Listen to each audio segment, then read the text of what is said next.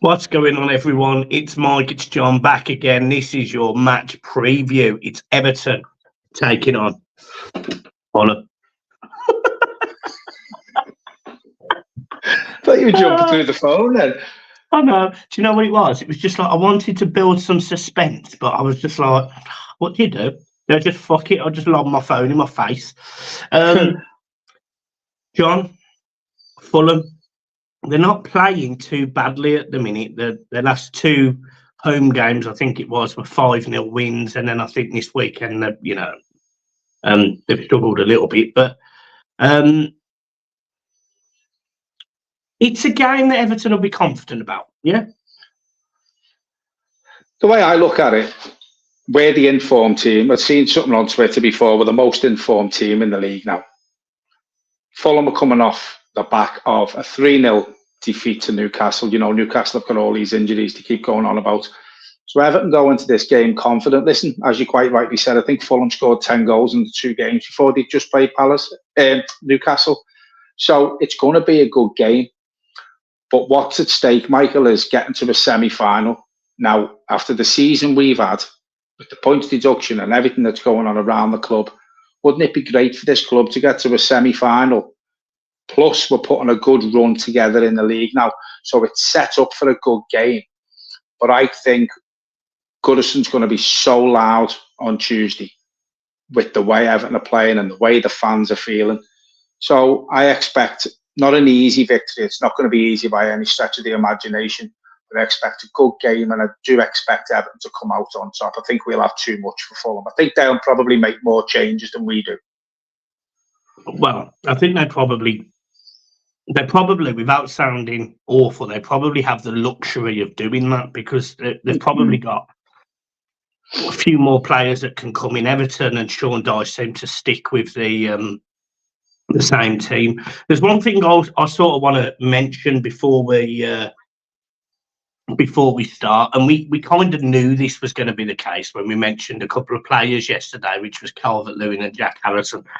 And I just want to go on record because there was a lot of people who were, specifically myself, they weren't happy with what I said about Jack Harrison. And look, I just want to put on record very early in this video, so people will probably watch it, that I am happy with Jack Harrison.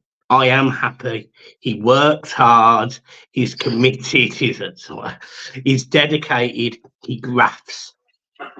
But I have seen Jack Harrison tear defences apart. I've seen him run down the left-hand side, the right-hand side at Leeds, scoring stunning goals, creating opportunities. And the only thing that I just want to see him do a little bit more of is that. Now, that could be a Dyche thing. It could be that Dyche is setting him up to not do that, and that is fair enough. We're not Premier League managers, so I'm not going to second-guess Sean Dyche, who's already proved me wrong this season. But my point is, I'm not digging out Harrison. I just want to see a bit more. I want to see some flair. He's the sort of player that can get you off your feet. And I just want to see a bit more of that. If I'm being honest, John, I want to see more of that in general. I actually think, do you remember the days where you'd see like Thierry Henry getting the ball on the left-hand side and gliding past defenders and skinning people, and like Ronaldinho doing all these fancy tricks and JJ Okocha? It's just, it doesn't happen anymore, does it? Even an ex-Everton player, we had Kanchelskis who could do that. You know, Peter Beagley from years gone by was capable of picking the ball up and running at people and going past them or running in. You know, and I think what you're trying to stress regarding Jack Harrison is, we're not saying he's a poor player. We're not saying he's not putting performances in. We're not saying he's not putting a shift in for the team and for the shirt. I see what you're saying. You want to see the Jack Harrison of Leeds. Yeah, I want to see the X factor because I know he's got it. So that's all. Look, that's the only thing I'm going to say on it. Look, at the end of the day, I'm entitled to my opinion on footballers as much as you guys are watching this channel. We're never going to agree on everything, and that's fine. That's no one's been personal either, so no digs at all from me to you guys and you guys to me. It's just I wanted to explain my point a little bit more early in the video so people can sort of understand what I'm trying to say. Fulham beat us this season, as we know. I think if I remember, the Fulham, the Wolves, the Fulham and the Wolves game roll into one in my mind because they were both performances that we should have won and we didn't. But I'm pretty sure we started the season with Fulham, didn't we? Not Wolves. Wolves was the next one after. Yeah. And it was a game I was really disappointed in. I sat there, we battered them. We battered them all game and couldn't put the ball in the net. And I kind of hope that Everton go into this game, not just like seeking revenge and putting the emotional side in it, but wanting to dismantle a decent Fulham side. You get what I mean, John? The thing is, that performance, the first game of the season against Fulham, was a good performance. And as you say, how did we get beat? But we're playing even better now than what we were then. You know, there's confidence in the team now. Every player knows his job. They're playing as a team. You know, there's a good unity within the team. So you're going to see an even better Everton, unless we have a massive off day compared to what we've seen in the last 6-7 weeks. As I said yesterday, Fulham are going to be surprised how much Everton have come on since the points deduction, because that's what kick-started this, that points deduction. Since that points deduction, we've picked up more points than anyone else in the league. Could have went two ways. That Fulham are in for the game, and they're going to know they're in for the game, and they're going to know they've been in a game. I just do think with the home, you know, what's the word I'm looking for? The home advantage. No, we've got the home advantage on the back of a good run, a sellout Goodison. Again, fans have been brilliant lately, so I think they're going to be up for it again. I know you said before Fulham beat us and they've been on a good run before the Newcastle game, but I just think we have too much for them. I'm very confident, as you can tell. I think we'll go into a semi-final. I agree. I absolutely agree. And just to stress some of the points, I think Fulham are a decent team. I don't think they're a bad team. So Everton. We're better. That's what I mean. We're better. So we've got home advantage. In my opinion, we're better than Fulham.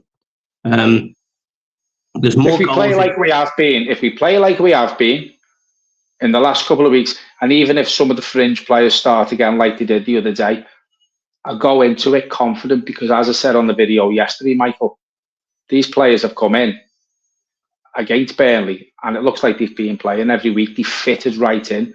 So even if he makes a couple more changes on Tuesday, personally, I'd only make changes that are forced on him. For the simple fact of the matter, you know, I know we've got a big schedule coming up, the same as every club over Christmas. For me, there's too many games over Christmas. You know, we don't want to see another Tom Lockyer or a Christian Eriksen and what have you. I know, obviously, the amount of games he's playing haven't caused that, but do we really know that? It's a lot of football to play. I think Liverpool a couple of weeks ago had 10 games before the end of the calendar year. That is a lot. And I know they're only training for an hour and a half every day, and they're playing 90 minutes once, twice a week.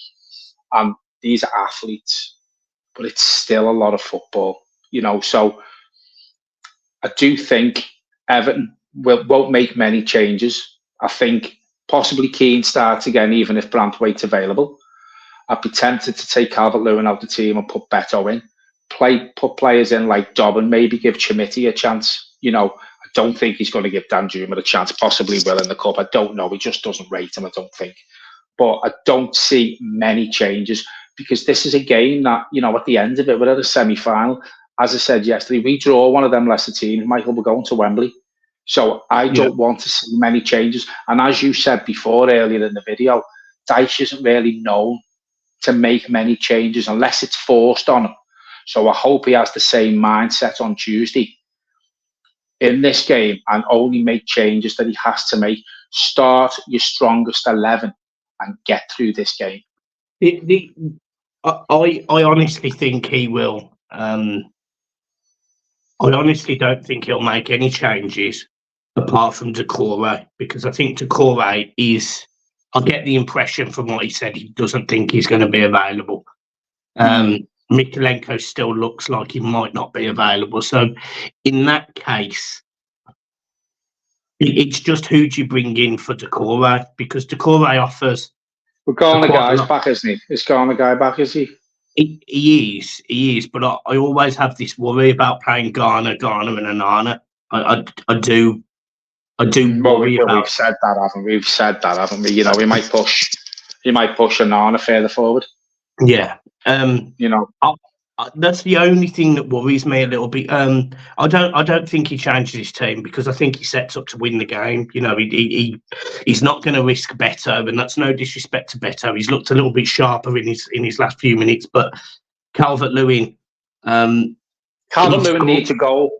He needs a goal, and he scored in this competition already. You know, he scored a good goal against Villa as well, carrying the ball a long way. So is Beto, though. So was Beto, but no disrespect, Aston Villa away against, what was it, Doncaster it's like chalk and cheese, whoever it was. So I don't know. I don't think he makes changes, and I am confident we win the game. If he starts with the same team as what he did against Burnley, do you think that's strong enough to beat Fulham? Yeah, I think we win 2-0. Well, that's my prediction. Yeah, there you go. Yeah, I think we win 2-0. I think Goodison will be rocking. It's if you would have said to me at the start of the season, you're going to be in a quarter final, potentially in a semi-final of a Carabao Cup. You know, I don't want to get too ahead of myself, but you could potentially be in a semi-final of a cup competition and have 8 wins on the board in 17 games, and should be sitting 9th if there wasn't a points deduction. I probably wouldn't have believed you. And that's a lot of Everton fans. A lot of Everton fans wouldn't have believed that, Michael, after the last 2 years that we've had. And I know we've got away with it, you know, and obviously relegation, and we've beat it. But you know, I think a lot of Everton fans would have took 4th from bottom at this point in a quarter and a semi-final on the horizon in the cup. You know, and it's credit to Dyche, as we've said many times on here lately. Not all the time, we haven't said it, but it's credit to Dyche and the players that, you know, this points deduction has probably given the kick up the arse, because we didn't start well the season. We know that. No. You know, we were struggling, and that's why we were down where we were before the points deduction. Give everyone at the club a kick up the arse. It's brought unity, it's brought the fans together, it's brought the players and the fans together, like I said yesterday. And I just think that confidence going into this game, when the players know what's at stake, I just think we have too much for them. So I just want to ask you one question. So we've mentioned Decore, and we think he's going to go out, and we think ordinarily he'll just put Garner Gay in the side and push. I think he'll push Garner forward, you know, James Garner. I think he'll push him more forward rather than Onana. But you mentioned the player there, Branthwaite, and you mentioned Michael Keane. Obviously, we can talk about Ben Godfrey. We can talk about Nathan Patterson. We can talk about the back 5 with Dwight McNeil playing as a wing back. Do you go with the same setup, the whole setup that we did against? I think that depends on the team. Who did we just beat, John? Where am I losing the plot, sir? Burnley. That's it. Yeah. Jesus Christ, God help me. I don't even think he can. I couldn't think of the place. Oh, it's late. We're recording this late, guys, if you can't tell. Yeah. No, I think it depends on the team. I think if he picks the same team, it's the same setup. Yeah. I really do. I think if he goes for the setup that he's being used and that's got us in the position in the league that we are now, then that will only come into effect if he picks a different team. To be fair, I think if he picks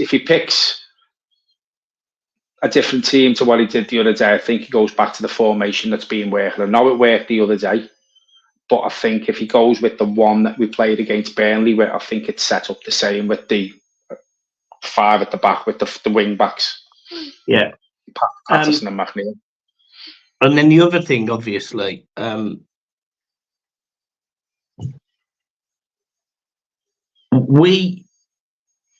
the ball goes into the box in this game, Fulham didn't really deal with it very well. in the start of the season. We should have scored from. I think we definitely should have scored from a corner, and there's a couple of free kicks that we caused problems with. Because of the confidence now, I am fairly confident we're going to score a set piece. We're the highest in the league for doing that. Do you think Fulham will cope with our physicality? They're a big team, Fulham, if I remember rightly. But I think what's improved this season, Michael, is the quality of the balls that have been getting put into the box, because we've sat there seasons gone by and we've screened. We haven't beat the man on the post with the first ball. We've struggled with that. I don't know what's changed. Obviously, they've worked on it, but they're putting the ball right in the mix now, and it's putting the opposition's defence and keeper. We've seen it against Burnley. They couldn't deal with Onana. That was his ball. As soon as that corner come in, he made that his ball. We haven't done that in years gone by. So Everton are becoming more physical on the dead ball situations. And I think any team in the league will struggle when we're putting the quality of the ball that we're putting over against Everton. I think any defence is going to struggle with that. We've scored the most set-piece goals in the Premier League this season. So any team will suffer with the quality that's going in. So the answer to your question, I think Fulham are a big team. I think they'll deal with it better than what Burnley did. But as you quite rightly say, if we put that quality in, I see us scoring another set-piece goal. Yeah, agreed. John, we'll leave it there. Your score prediction's 2-0 as well as mine, so no point messing about. We will be at the game tomorrow, albeit me and John will be in different locations. I won't be there tomorrow, so. Are you not at the game tomorrow? I'll be there Tuesday. Honestly, I'm losing the plot, man. I'm losing the plot. Guys, look, it's been a pleasure as always. Thank you for watching the match preview, Everton against Fulham, Carabao Cup quarter final. I didn't think I'd be saying that. And just think, if we win, it's going to be Middlesbrough at home in the next round. I can feel it. Just a quick one. Is the semi 2 legs? I think it was, but I don't think it is anymore. Yeah, I think they might have changed it. So we won a home draw. We won a home draw, and there is some. And if you win the Carabao Cup, you're in Europe. And wouldn't that be nice? Wouldn't that be nice to end, last season at Goodison in Europe? Yeah. European games at Goodison. Yeah, it would. Yeah. Someone else said that on Twitter yesterday, actually. Amazing. So, right, let's not get ahead of ourselves. We have still got a Premier League side in Fulham to beat. We're going to be coming on for the match reaction devastated if we lose. So let's be positive. We're going to win. Big game. Through to the semi-finals. Playing Middlesbrough at home in the next round. And then a final against Liverpool, probably. I think we beat them on a one-off game like that. So do I. They're not playing well. Oh, they're awful today. Awful. I know they're not playing well. They've just been getting results. I think they've scored the most goals between the 75th and the 90th minute in the league. So they do keep pushing. But they're not playing. They're not playing like Arsenal are, and they're not playing like Villa. Right, guys, we'll leave it there. Keep smiling up the toffees, and remember to hit the like and subscribe button. And any more Harrison comments, just forget about it now. Just forget about it. It doesn't matter. John hates. Bombard the comments with Jack Harrison. John hates Calvert-Lewin. He's not an out-and-out striker. He's not even a striker. John said playing at right back like Koeman used to do. Yeah. He started on the wing, I think he started a full-back anyway early in his career. He did, against Stoke. He was terrible. He's terrible. Ronald Koeman. Still is. Put that in the comments. Spicy. Right, guys, I'll see you soon. Keep smiling. Peace.